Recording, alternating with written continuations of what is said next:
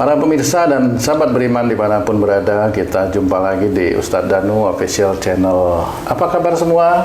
Semoga kita selalu senantiasa dalam lindungan Allah Subhanahu wa Ta'ala. Amin.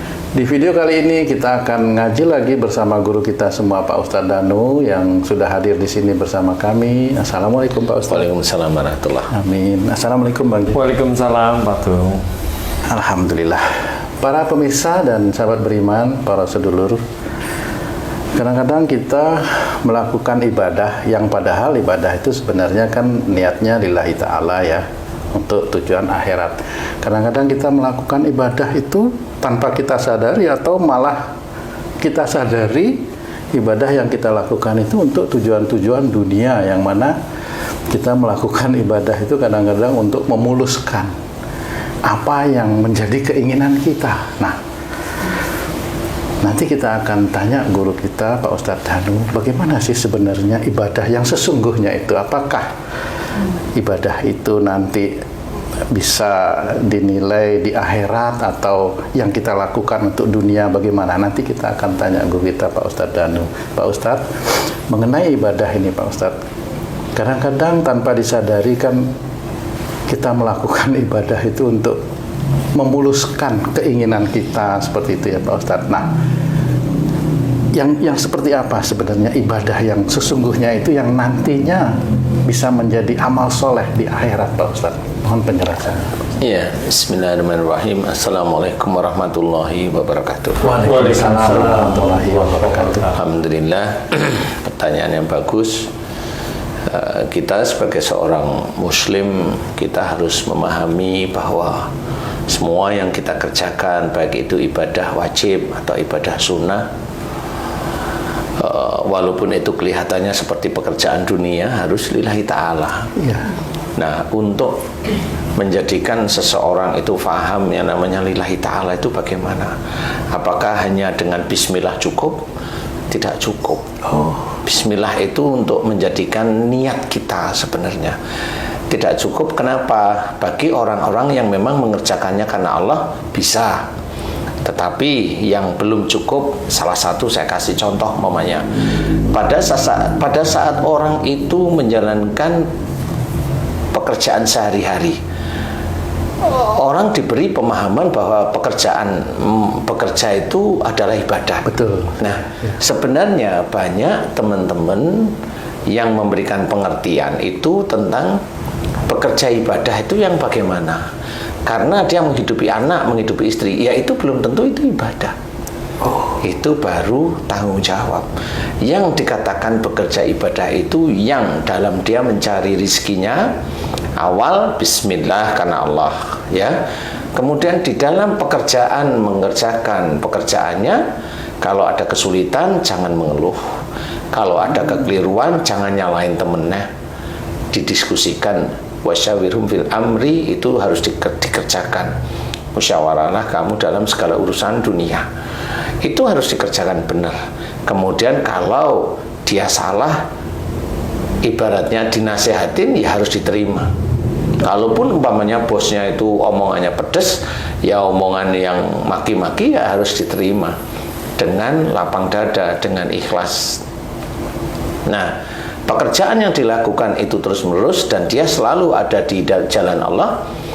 Dalam satu hari pekerjaan itu bisa aja dia lulus, itu bekerjanya dia ibadah.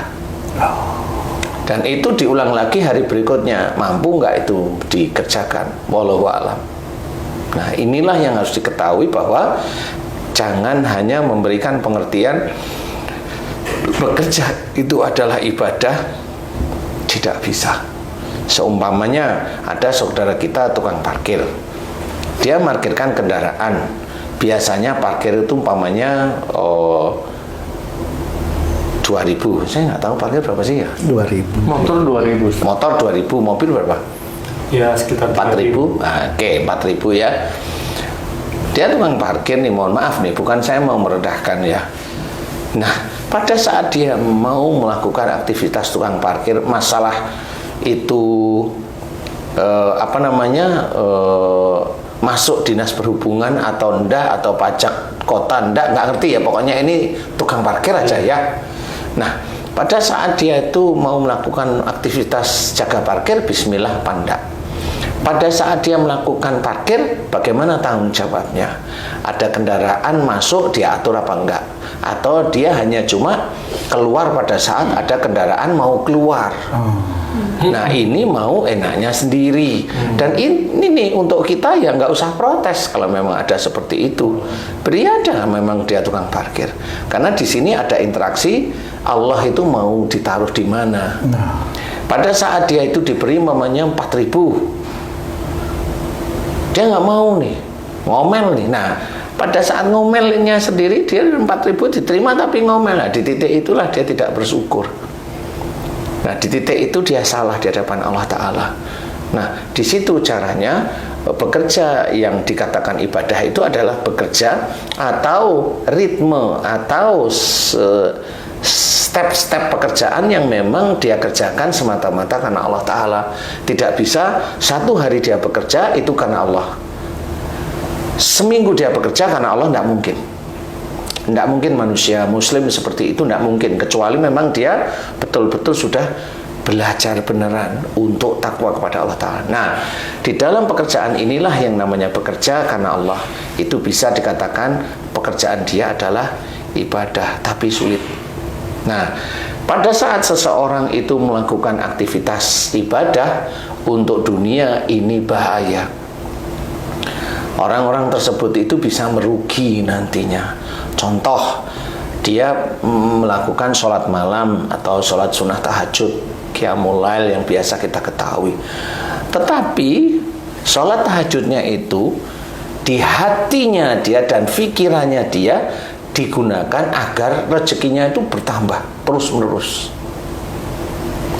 Walaupun itu diucapkan, itu malah jadi bahwa apa yang dia lakukan tentang ibadahnya itu memang untuk dunianya. Sangat jelas sekali untuk dunia.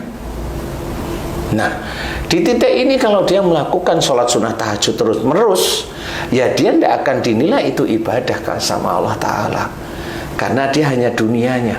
Dia minta dunianya. Dia sholat sunnah duha umpamanya, dia juga minta dunianya lagi. Sudah kepleset di dua titik. Kalau sholat wajibnya dia sendiri juga meminta dunia, ya itulah ibadah-ibadahnya itu rata-rata untuk dunia, biar dilancarkan oleh Allah Ta'ala. Padahal sudah diawali dari bismillah. Nah, ini yang harus kita ketahui, bahwa jangan kita mencampur adukkan antara ibadah kita dengan keinginan pribadi kita atau nafsu kita. Memang benar ada orang yang ngomong, kan saya hanya berdoa. Intinya itu adalah pada saat kamu itu sholat dengan berdoa, kuat mana? Pada saat mamanya doa belum dikabulkan, kamu protes apa enggak? Nah, di titik-titik ini manusia itu lalai biasanya. Dia protes, dia ngerundel, dia protes, aku sudah sholat, kenapa enggak kamu kabulkan ya Allah? Aku sudah ini, kenapa enggak kamu kabulkan? Aku sudah memenuhi kewajibanku. Banyak orang muslim yang seperti ini. Nah, sehingga banyak juga saudara-saudara kita muslim itu ada yang ngomong, entah di dada atau di sini, ngomongnya adalah menjelek-jelekan Tuhan. Nah, itu orang yang sehari-harinya biasanya dia ada masalah protes. Jadi dia sendiri dia bingung kenapa nggak hilang, ya karena dia hobinya protes. Cuma dia tidak tahu protesnya sebelah mana. Ini saya kasih tahu. Nah, pada saat orang itu selalu kehidupannya seperti itu, mau puluhan tahun sampai dia meninggal, orang tersebut akan merugi. Karena sehari-hari manusia itu malah banyak melakukan salah dan dosa daripada ibadah kepada Allah Ta'ala. Makanya diceritakan kalau kita mau melihat ya salah satu ayat Allah Ta'ala, ini kelihatannya dunia, tapi ini akhirat. Fa'idha qudiyatis sholatu fantasiru firhat wa batagu min fadlillah. Ya, belakangnya wadkurullaha katsiran la'allakum tuflihun. Dan ini diceritakan, setelah engkau tunaikan sholat, maka bertebarlah kamu di muka bumi untuk mencari fadilah Allah, untuk mencari rizki Allah. Berarti ini disuruh oleh Allah Ta'ala. Disuruh ini bukan berarti mau memenangkan bahwa semua yang dikerjakan itu ibadah, belum tentu. Makanya di belakangnya wadhkurullaha katsiran la'allakum tuflihun. Jadi di sini ceritakan dan banyaklah ingat kepada Allah Ta'ala agar kamu beruntung. Nah, dalam melakukan aktivitas mencari rizki, berikhtiar, banyaklah ingat kepada Allah Ta'ala. Itu terkoneksi sebenarnya, sehingga banyak ingat kepada Allah Ta'ala, akhirnya melakukan pekerjaan, ya jangan nyuri. Lah kan begitu. Beribadah untuk melegalkan nyurinya, lah kan sama saja. Jadi kalau ingat kepada Allah Ta'ala, ya jangan nyuri. Kalau disogok, ya jangan mau. Nah, inilah ingat kepada Allah Ta'ala agar beruntung itu, ini salah satunya. Bukan keuntungan itu kaya, belum tentu saja, belum tentu. Bukan tidak mungkin, ya belum tentu. Karena pada saat Allah memberikan seseorang hambanya yang dianggap bertakwa dan dia amanah, bisa aja diberi kekayaan. Tapi kalau seseorang untuk menjadikan ibadah-ibadahnya untuk dunia, selesai. Sehingga dia rajin sholat subuh, jadi tahajud, minta dunianya. Dia baca Quran, minta dunia lagi. Dia sampai subuh, habis subuh dia lakukan sedekah subuh, dia lakukan semua apa yang dikatakan guru-gurunya. Boleh, tetapi dia kerja nyuri. Efisiensi dikerjakan, nyuri. Yang saat ini lagi marak, ya, MBZ dicuri atau dibikin, saya tidak tahu gimana caranya nyuri, ya. Jadi dibikin seperti itu. Kemudian sama BTS juga seperti itu. Kemudian sama, banyak sekali yang dikerjakan. Nah, sampai-sampai saking takutnya dia itu kepegang, dia lakukan umroh, doa agar dia diselamatkan oleh Allah Ta'ala dari kasus itu. Lo kan jadi lucu. Jadi manusia itu nyuruh Allah melegalkan agar Allah mengabulkan keinginannya agar tidak ditangkap KPK umpamanya. Itu kan lucu menurut saya. Jadi Allah disuruh sama makhluknya. Nanti kalau makhluk itu memang manusianya itu sudah umroh berdoa agar diselamatkan, ya karena ketidaktahuan KPK atau ketidaktahuan siapapun yang di situ, dia akhirnya lolos. Dia ngomong sama teman-temannya, udah kalau kamu ada masalah ini umroh. Nah, inilah ibadah-ibadah yang dipergunakan untuk dunia. Jadi umrohnya dia bukan lillahi ta'ala, tetapi menyuruh Allah agar menyelamatkan dia agar tidak ditangkap oleh KPK. Itu sesuatu yang lucu di hadapan para malaikat yang memang tidak pernah tersenyum. Nah, inilah yang akan menjadikan rusaknya mentalitas seorang muslim. Sehingga kalau dia melakukan ibadah, nggak ada lain kecuali untuk selamat di dunianya, di akhiratnya enggak. Nah, ibadah-ibadah ini untuk dunia. Bagaimana di akhirat? Dia akan merugi. Selamanya dia akan mencoba rajin sholat agar dia tidak ketangkep oleh KPK, tidak ketangkep oleh ini.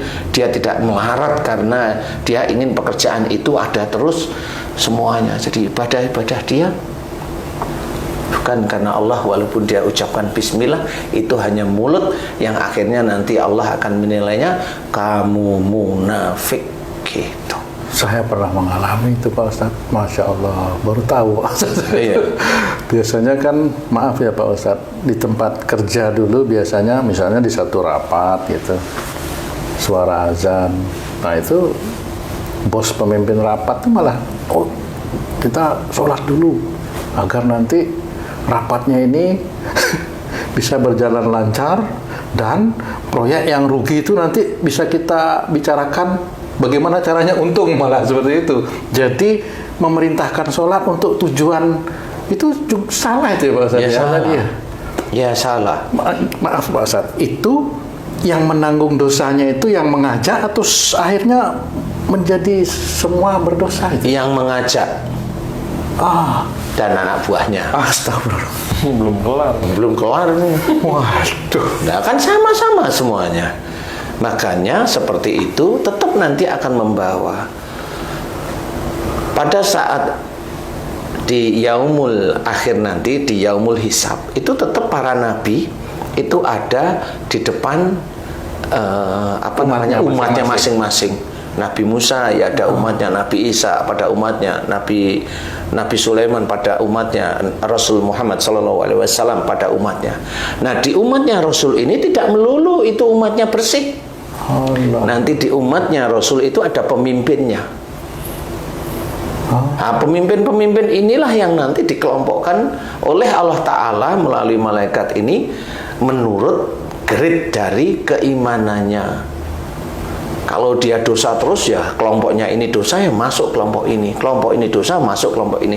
Ada kelompok yang memang dia itu benar-benar lurus ya dia lurus, tauhidnya lurus, tidak macam-macam ya dia di kelompoknya Rasul Muhammad. Atasannya ya langsung Rasul Muhammad, bukan guru-gurunya, bukan pemimpinnya yang mengajari hal-hal yang seperti itu tidak baik. Nah, itulah yang harus kita pikirkan. Jadi walaupun dia pejabat, tapi kalau dia salah, ya dia akan menanggung kesalahan itu.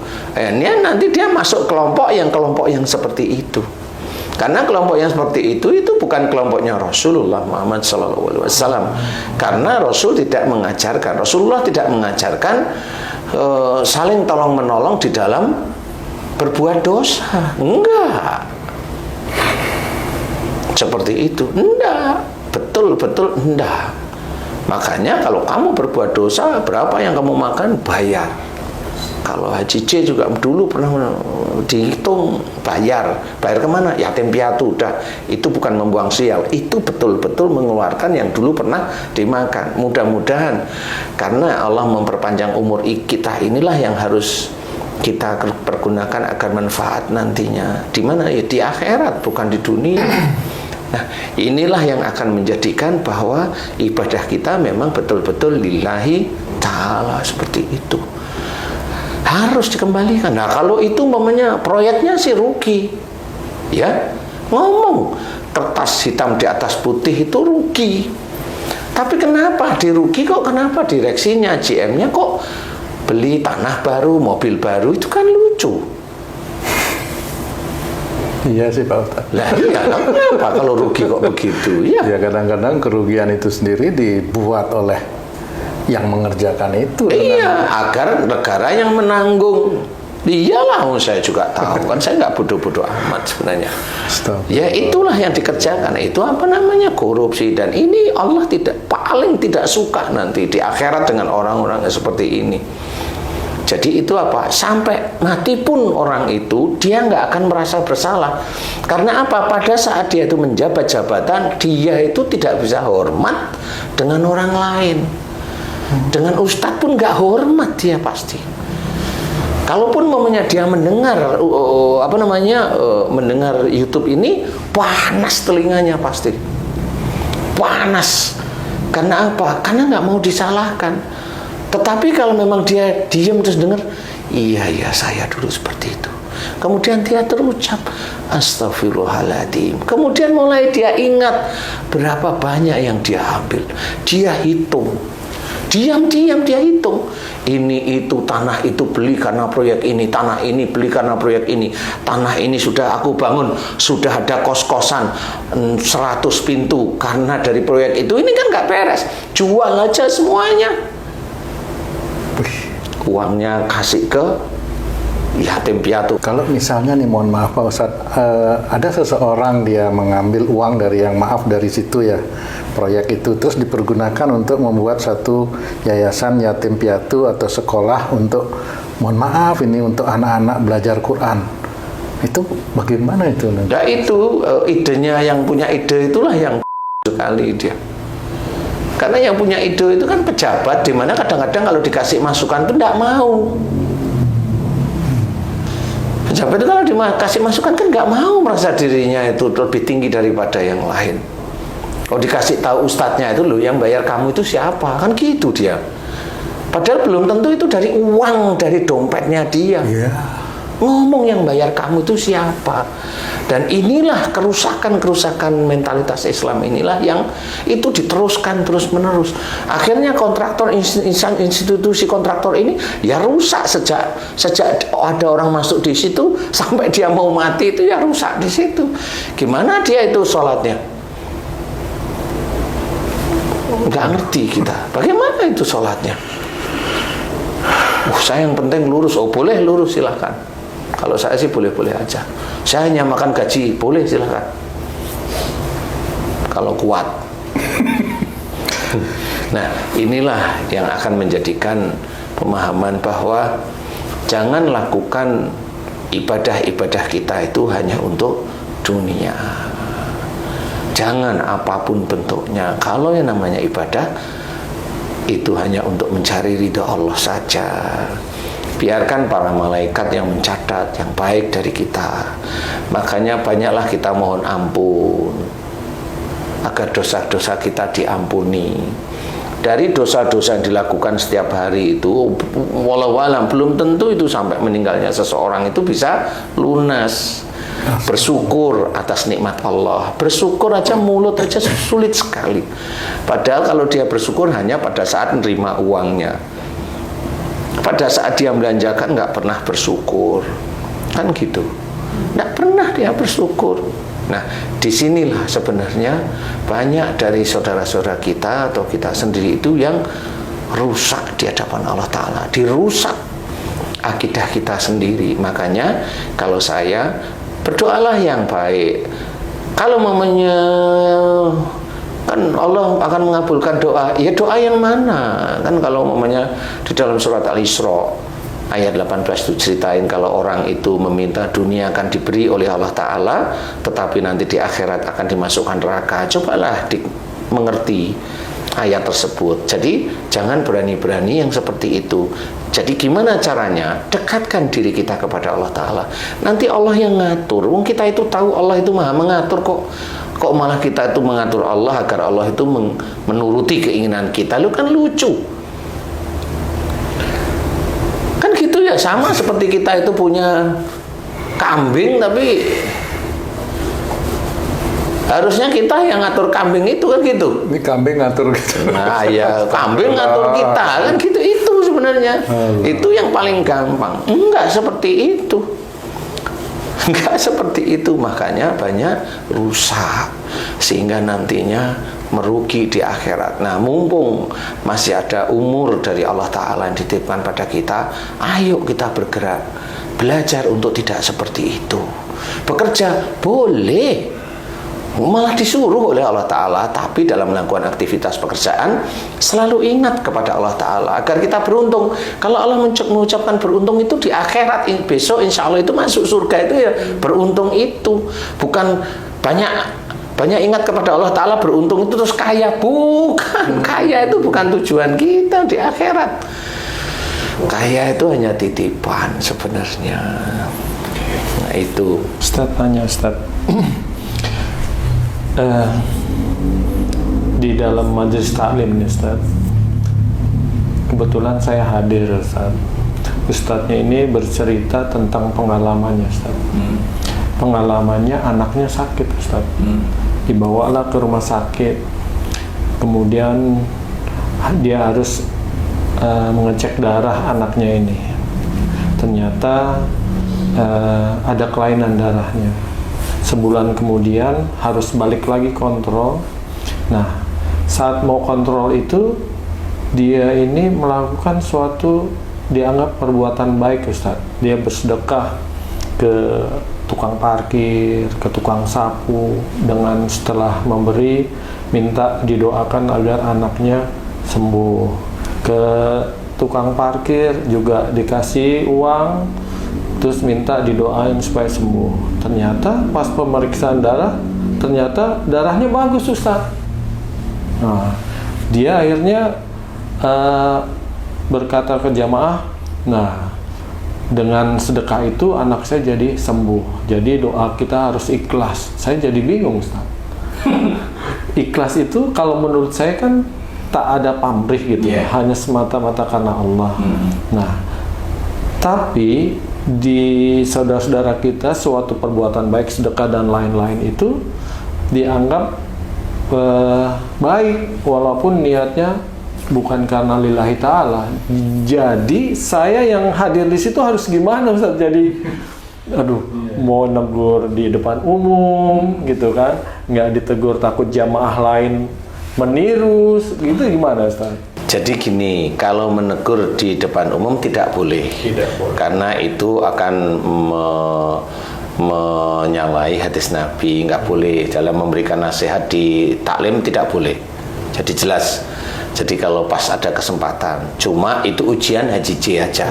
Itu ujian. Jadi Haji J harus mampu melihat bahwa ini ujian. Kemudian, di titik pada saat anaknya sakit, kemudian dia sedekah agar didoakan anaknya sembuh, bisa Allah mengizinkan sembuh. Tapi memang selesai masalahnya di situ?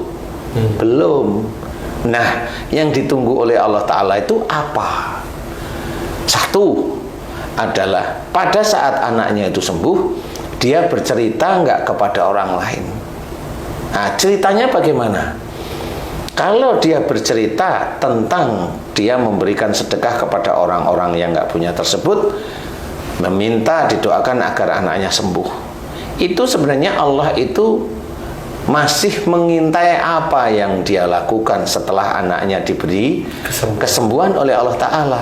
Pada saat dia itu, ustadznya tersebut itu menceritakan bersedekah lillahi ta'ala, tapi dia ceritanya bersedekah untuk mendoakan anaknya, itu sebenarnya sedekahnya bukan karena Allah. Sedekahnya memang dia beli untuk kesembuhan anaknya. Kalau dia bersedekah lillahi ta'ala, nggak perlu diceritakan pada saat anaknya sakit. Tapi dia bersedekah sebelum anaknya sakit, semua anaknya diberi kesehatan, istrinya diberi kesehatan, dia sedekah terus. Bukan karena sakit. Bukan karena sakit. Makanya walaupun dia seorang pendakwah, ya dia tidak tahu apa yang dia ucapkan. Dia baru mengalami satu kejadian dalam kehidupannya, baru satu. Padahal banyak nanti ratusan bahkan ribuan kejadian yang akan mendera dia. Apakah dia benar-benar ngerti bahwa pada saat dia cerita di taklim tersebut itu menceritakan untuk bersedekah lillahi ta'ala, atau bangganya dia karena dia sudah sedekah anaknya sembuh? Wallahu a'lam. Kita tidak tahu. Cuma malaikat tahu orang ini sombong, orang ini tidak. Malaikat akan tahu. Nah, di titik inilah Haji J mendapatkan ujian. Jadi ya tidak perlu diomongkan karena itu akan nanti mempermalukan ustadznya, tetapi ya sudah, tidak apa-apa. Mudah-mudahan jamaah yang lain menirunya itu sedekahnya karena Allah. Tapi kalau memang seperti itu sudah sangat jarang.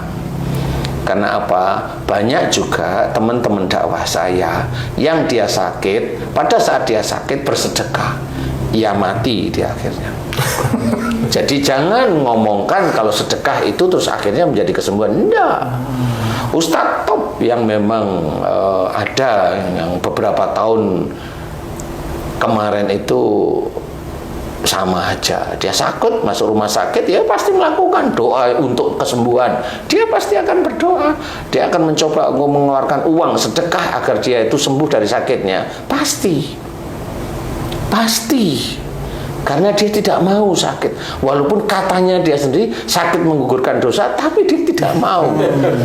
Nggak mau digugurkan. Tidak mau digugurkan. Ya akhirnya mati juga seperti itu. Jadi jangan punya pikiran seperti itu. Kalau hanya cuma anaknya, ada ustadz, ya memang Allah mau menguji aja dia ngomong apa. Allah nggak lihat dia seorang ustadz mau terkenal mau nggak terkenal. Yang dilihat itu adalah pada saat dia menceritakan, ujub riaknya muncul enggak. Titik itu. Kalau memang menyuruh bersedekah baik, tapi bersedekahnya lillahi ta'ala boleh. Nah tinggal orang-orang paham nggak yang namanya lillahi ta'ala.